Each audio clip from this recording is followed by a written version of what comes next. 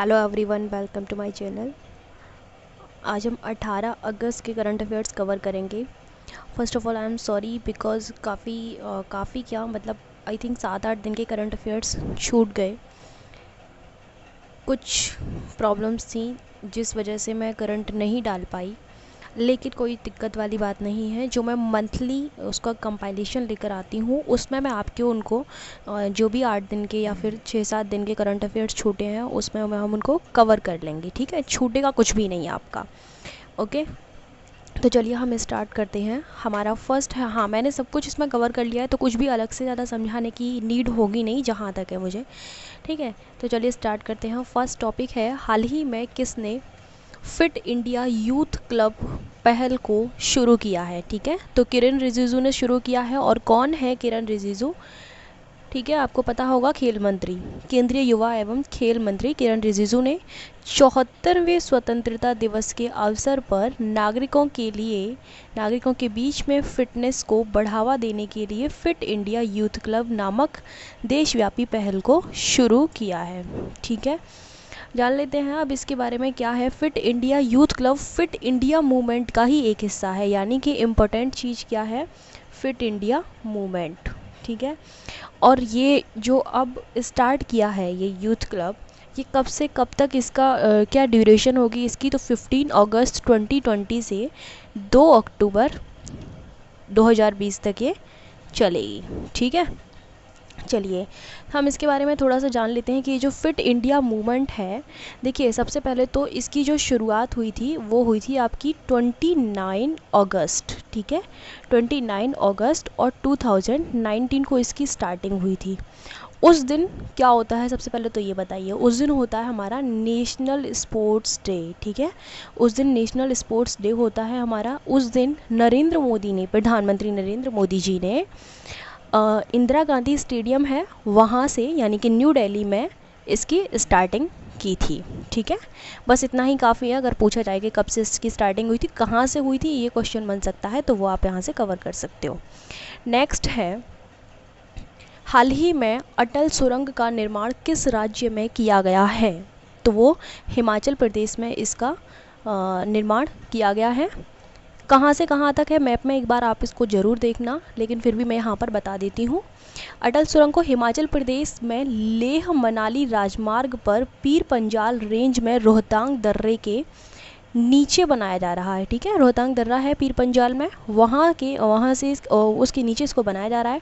इस सुरंग की लंबाई क्या है, क्वेश्चन बन सकता है, 8.8 किलोमीटर। ठीक है, यह सुरंग मनाली और लेह के बीच की दूरी को 46 किलोमीटर कम करेगी।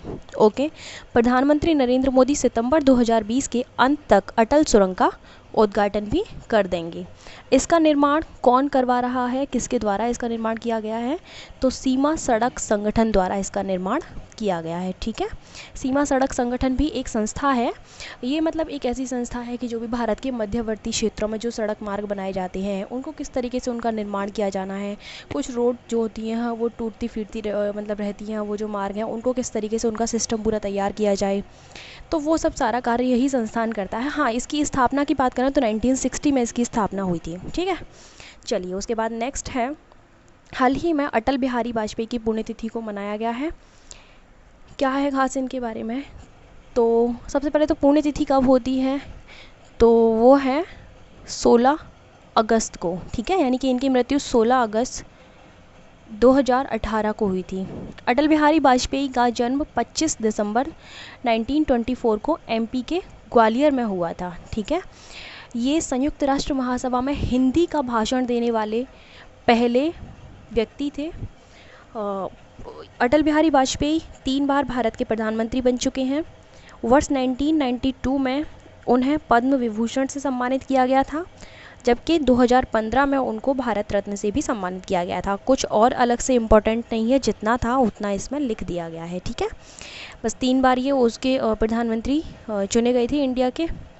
नेक्स्ट है, हाल ही में आयुष मंत्रालय द्वारा शुरू किया गया अभियान है। कौन सा अभियान शुरू किया गया है? उसका नाम है आयुष फॉर इम्यूनिटी।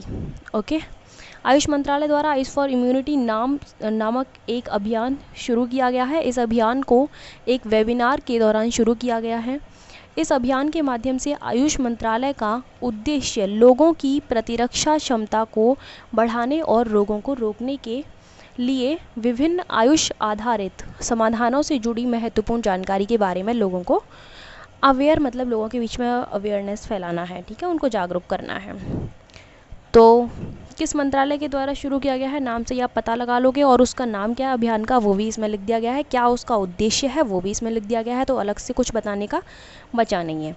हाल ही में BRICS anti drug working group की चौथी बैठक का आयोजन किसकी अध्यक्षता में हुई, मतलब किसकी अध्यक्षता में हुई है ये जो बैठक है, तो ये रूस की अध्यक्षता में ये बैठक आयोजित की गई है, ठीक है। क्या हुआ है इसमें, भारत का नेतृत्व किसने किया है वहाँ पर, जान लेते हैं। इसमें रूस की अध्यक्षता में BRICS anti drug working group की चौथी बैठक हुई है, जिसका आयोजन वीडियो कॉन्फ्रेंसिंग के माध्यम से हुआ है बिकॉज ऑफ कोविड-19। इसमें ब्राज़ील, रूस, चीन, दक्षिण अफ्रीका और भारत के प्रतिनिधियों की भागीदारी थी। अच्छा, भारत का प्रतिनिधित्व किसने किया है, तो नारकोटिक्स कंट्रोल ब्यूरो के महानिदेशक राकेश अस्थाना, ठीक है, राकेश अस्थाना ने बैठक में भारत का प्रतिनिधित्व किया है। इसमें बैठक में होता क्या है, ये जैसा कि इसमें लिखा हुआ है ड्रग वर्किंग, ठीक है, ऐसा होता है इसमें कि जो भी समुद्री मार्गों के थ्रू, ठीक है, समुद्री मार्गों के थ्रू जो नशीली दवाओं की अवैध तस्करी की जा रही है उसे किस तरीके से रोका जाना चाहिए, उस पर क्या कार्य किया जाना चाहिए, तो उन सब चीज़ों पर डिस्कशन चलता है इस बैठक में, मतलब वही चर्चा होती है, ठीक है। तो और तो कुछ नहीं है इसमें ख़ास जानने के लिए। उसके बाद नेक्स्ट है, हाल ही में किस बैंक ने भारतीय सशस्त्र बल के जवानों के लिए शौर्य केजीसी कार्ड लॉन्च किया है, तो वो HDFC बैंक ने किया है, ऑप्शन नंबर डी। नेक्स्ट है, इसके बारे में थोड़ा सा जान लेते हैं। HDFC बैंक ने भारतीय सशस्त्र बलों के लिए बल के जवानों के लिए शौर्य KGC कार्ड लॉन्च किया है, और इस कार्ड को किसान क्रेडिट कार्ड के आधार पर तैयार किया गया है, जिसमें जवानों को 2 लाख रुपए से लेकर 10 लाख रुपए तक का जीवन बीमा मिलेगा, और ये 45 लाख से अधिक भारतीय सशस्त्र बलों के कर्मियों के लिए लॉन्च किया गया अपनी तरह का पहला उत्पाद है, यानी कि इससे पहले कोई इस तरीके का उत्पाद लॉन्च नहीं किया गया है, ठीक है। नेक्स्ट है, हाल ही में जारी कोरोना की प्रथम वैक्सीन, जिसका प्रथम वैक्सीन स्पुतनिक बी के उत्पादन और विपणन में रूस के साथ कौन सा देश भागीदार है, तो ब्राज़ील है वो जिसने इसमें हिस्सेदारी की है। रूस और ब्राज़ील, बस इतना ही है इसमें, इन दोनों ने ही इसका फैसला लिया है कि इसके विपणन में सहयोग करेंगे। नेक्स्ट है, हाल ही में भारत द्वारा वर्ष 2020 में अपना कौन सा स्वतंत्रता दिवस मनाया गया है, तो 74वां स्वतंत्रता दिवस मनाया गया है, सभी लोग जानते होंगे। प्रधानमंत्री जी ने 15 अगस्त के दिन लाल किले पर राष्ट्रीय ध्वज को भी फहराया है, ठीक है।